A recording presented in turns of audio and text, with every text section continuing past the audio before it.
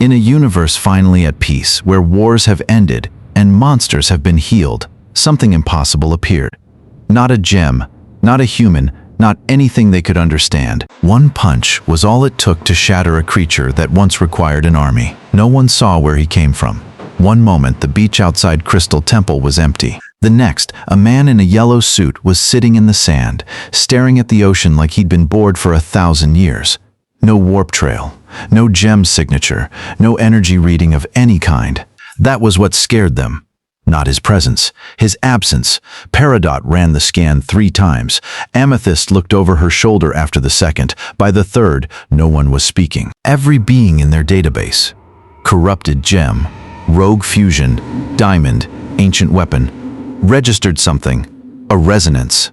A power signature. A measurable coefficient of threat. He registered nothing, but he was there. Undeniably. Impossibly there. And when Stephen reached out with his empathy, that deep pink sense that could feel the emotional core of any living thing, he touched something that made him go very quiet. Not darkness, not malice, emptiness.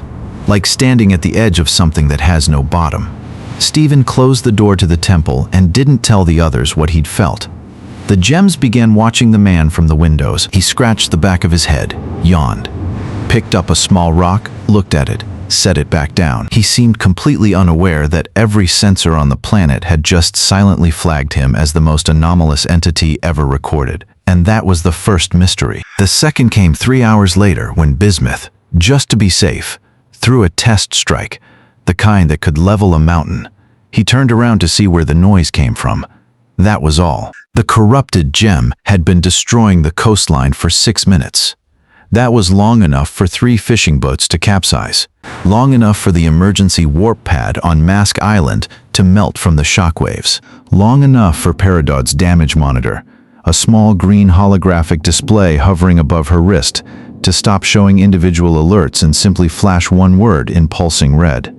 Critical. The creature was vast. It had no name in any gem database because nothing like it had ever been cataloged. It moved like a collapsed star trying to remember what shape it used to be, 7 limbs, none of them matching, dragging itself across the water with the sound of grinding continents. Its gem core pulsed deep inside its chest like a second heartbeat, cracked and black and furious.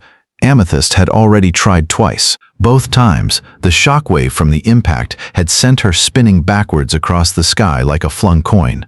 She was pulling herself up from the third attempt when she saw him, a small figure, standing on the creature's outstretched arm, not running along it, not fighting his way up it, just standing there, hands in his pockets, looking up at the creature's face, with an expression of the most profound, exhausted indifference she had ever seen on a living thing.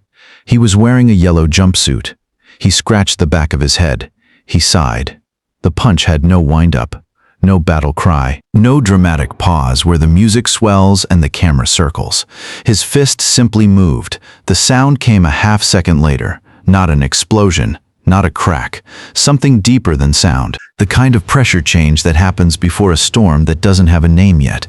Amethyst felt it in her gem, in her teeth. Behind her eyes, the corrupted creature did not shatter. It did not burst, it ceased. One moment it was there, 7 stories of ancient, screaming rage, and the next the sky was empty, and the sea was flat, and the only thing falling was dust, pale gem dust drifting down through the afternoon light like ash from a fire that no longer existed. Somewhere on the beach, Peridot's monitor screamed once. A single sustained tone and then went dark. Every gem sensor on the planet registered the same thing simultaneously. A shockwave with no measurable origin point. A power coefficient that the diagnostic system tried to calculate 3 times before simply returning a blank field. And a figure standing in the air where the creature used to be. No, not the air, the dust, standing in the falling dust, slowly lowering his arm. He looked at his fist. He flexed his fingers once, checking, as though he was disappointed that it had been so easy. Then he dropped back down to the surface of the water, feet touching it like a stone step, and walked toward the shore the way someone walks to a bus stop they've been to 100 times. He sat down on a piece of broken dock. He pulled a grocery bag from somewhere. He took out a hard-boiled egg and began to peel it. Amethyst landed 30 feet away, still sparking from the aftershock. She stared at him. He didn't look up. In her earpiece, She heard Peridot's voice, very quiet, very controlled, the voice she only used when something was wrong enough that panic wasn't going to cover it. Amethyst. Our sensors just reset themselves. All of them. Simultaneously. A pause. That's never happened before. The man finished peeling his egg. He inspected it. He ate it in 2 bites. He stared at the ocean. "I'm so bored," he said, to no one. A few craft choices worth noting in this scene.